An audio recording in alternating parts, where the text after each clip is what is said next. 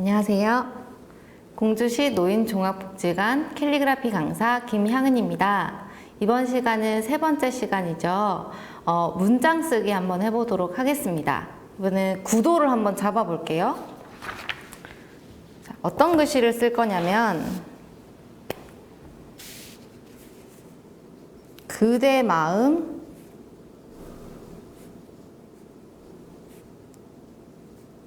꽃 하나. 자, 요 글씨를, 요 문장을 한번 써볼 건데요. 원래 우리는 글씨를 쓰실 때 노트에다 많이 쓰시죠. 노트가 보면은 이렇게 줄이 있어가지고, 여기 처음부터 첫머리부터 쓰십니다. 그런데 저희는 이제 캘리그라피를 하실 때는, 백지에다가 내가 작품을 한다 생각을 하시고, 가운데다가 글씨를 쓰겠다라고 생각을 하시고 들어가는 것이 좋습니다. 물론 구도에 따라서 여기가 될 수 있고 저기가 될 수 있고 다 다르겠지만 처음 하실 때는 기본적으로 가운데다 글씨를 모아준다라고 생각을 하시면 됩니다. 그러면 이 그대 마음 꽃 하나라는 문장을 가지고 한 줄 쓰기, 두 줄 쓰기, 세 줄 쓰기를 한번 해보도록 할게요. 자, 1번. 그대 마음 꽃 하나. 원래 노트 쓰실 때는 여기 밑에 줄이 있어가지고 여기를 중심으로 맞춰서 쓰시잖아요. 그런데 캘리그라피를 하실 때는 가운데가 중심이다 생각을 하시고 요 가운데에 맞춰서 크기도 바뀌고 높낮이도 바뀌고 위치나 길이도 조금씩 변화를 주시면서 한번 써보도록 하겠습니다. 한 줄 쓰기. 내 마음 꽃 하나. 자, 이렇게 썼습니다.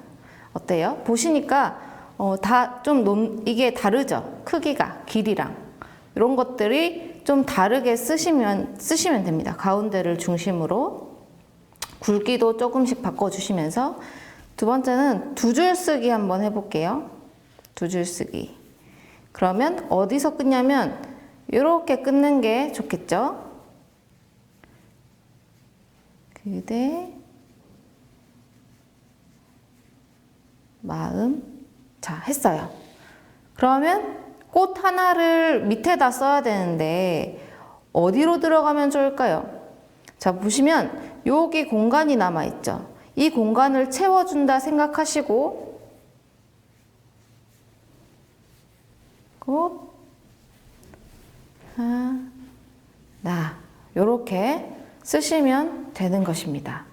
자, 쓰실 때 나는 진짜 악필이다, 나 글씨 너무 못 쓴다 하시는 분들은 이 요 글자 사이의 간격만 통일해 주셔도 좀 개성 있는 글씨다라고 생각하실 수가 있으실 거예요. 그래서 간격을 최대한 통일한다. 그리고 띄우실 때 너무 많이 띄우시지 않는 것이 또 중요합니다. 자, 그 다음에 세 번째로 세 줄 쓰기도 한번 해볼게요. 그대 마음 꽃 하나.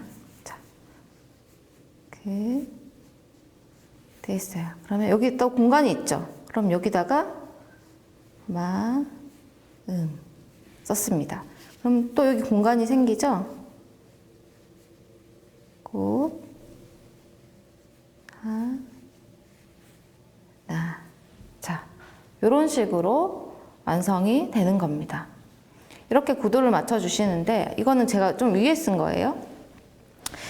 멀리서 봤을 때 이 쓴 글씨들이 좀 한 덩어리가 되게 쓰신다 생각하시면 되는데 여기서 좀 주의사항이 있어요. 한번 써볼게요. 좀 여러 줄로 쓰실 때 주의사항은 뭐냐면 그대를 썼어요. 그대 쓰고 마자를 갖다가 여기 썼어요. 마음. 그리고 꽃 자를 또 여기 썼어요. 자, 어떤 게 주의해야 될까요? 여기에요. 좀 띄죠, 눈에. 이렇게 모음이 일렬로 되지 않게 왜 사진 찍을 때도 우리 사람들 보면은 얼굴 잘 나오게 하려고 사이사이에 엇갈리게 쓰듯이 글씨도 마찬가지로 살짝 엇갈리게 해주시면 훨씬 자연스럽게 나옵니다. 자, 그 다음에는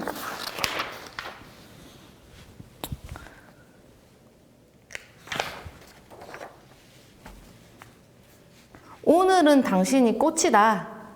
요걸 한번 써볼게요. 오늘은 당신이 꽃. 자, 이번에는 뭘 좀 연습해 보실 거냐면 포인트 강조하는 거예요. 강조. 켈리 쓰실 때 아마 이 구도를 굉장히 많이 보셨을 것 같아요. 이게 가장 효과적이고 쉬운 구도 잡는 방법이거든요. 이 문장을 한번 보시고 이 문장에서 내가 강조해야 되겠다, 좀 중요하다 생각하시는 것을 딱 하나만 골라봅니다.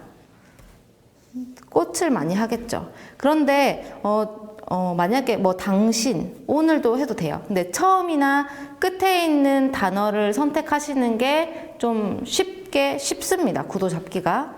요 꽃이라는 단어를 강조 한번 해볼게요. 그리고 나머지는 작고 작게 이렇게 하는 겁니다. 한 줄 쓰기 해볼게요.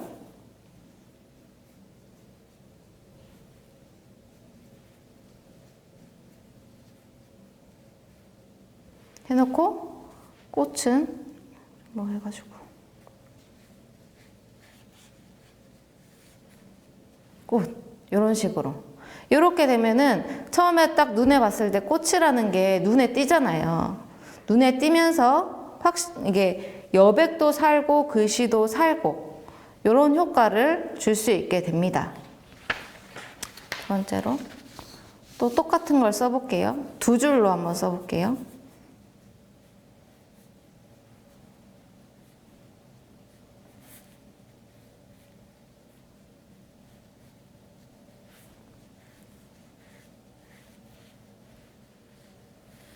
자, 이렇게 꽃을 조금 다르게 써봤습니다.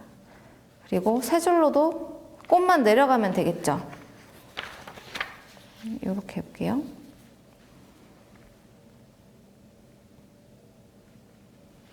자,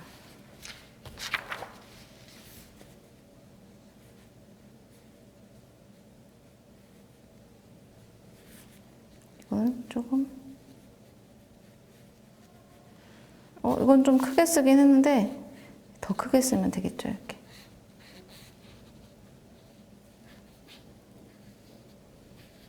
자, 이런 식으로 쓰시면 됩니다.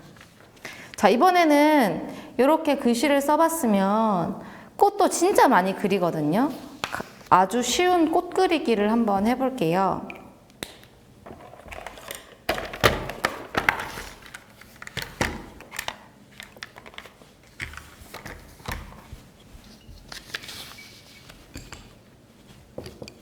자, 수채화 붓으로 빨간 꽃, 빨간색 좋아하시죠?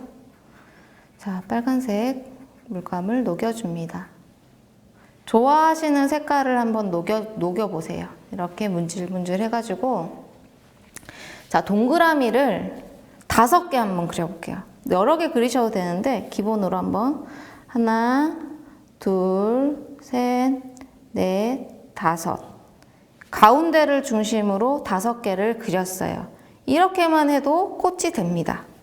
자, 하나, 둘, 셋, 넷, 다섯. 조금 옆에서 본 것을 하고 싶으실 때는 한 2개 정도는 크게 해주시고 나머지는 작게 이렇게 해주시면 돼요.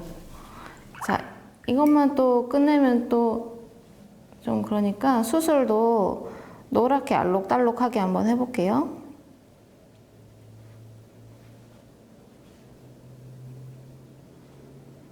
노란 색깔. 그냥 노란색도 그냥 저번 시간에 말씀드렸듯이 살짝 섞어주시면 톤을 다운시켜 주셔도 좋아요. 요렇게. 나는 수술을 좀 까만색으로 그 줄도 하고 싶다 하시면 하셔도 돼요. 하나 해볼게요.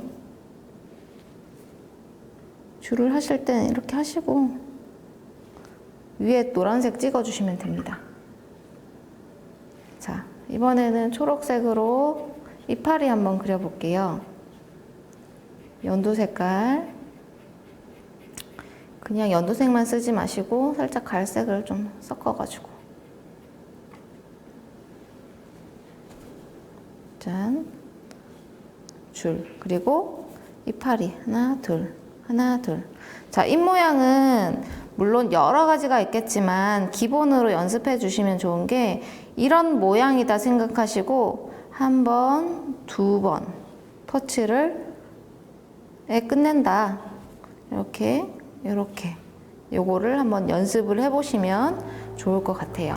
그럼 두 번째로 노란 꽃 한번 해볼까요?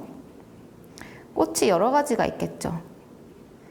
꽃잎이 이렇게 둥글둥글한 것도 있겠고 길쭉길쭉한 것도 있겠죠. 자,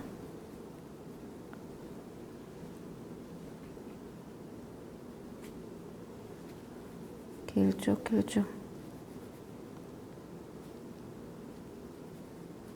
이런 식으로 이렇게만 해주셔도 되고 여기다가 노란색에다가 갈색을 좀 섞어가지고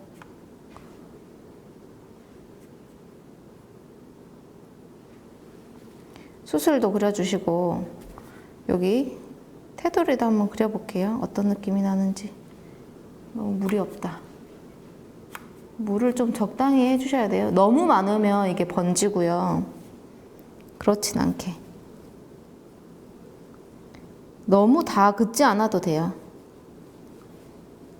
이런 식으로 꽃을 해 주실 수가 있겠죠. 그러면 이번에는 아까 전에 쓴 데다가 꽃을 한번 그려 볼게요. 여기 이게 좀 더럽긴 하지만 여기다가 한번 해볼게요. 빨간 꽃.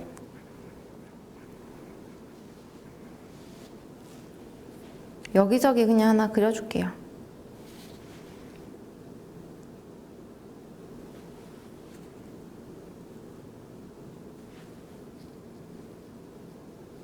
오늘은 당신이 꽃이다. 이런 꽃들 중에 꽃이다. 자, 이렇게 했어요. 그리고 노란 색깔 좀 번져도 돼요.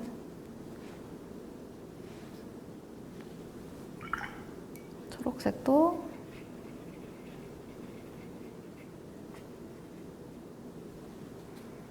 이렇게 좀 귀여운 느낌으로 잎사귀도 이거는 이렇게 그냥 점점으로 해봤어요. 초록색 좀 더 해주셔도 자, 완성되었습니다.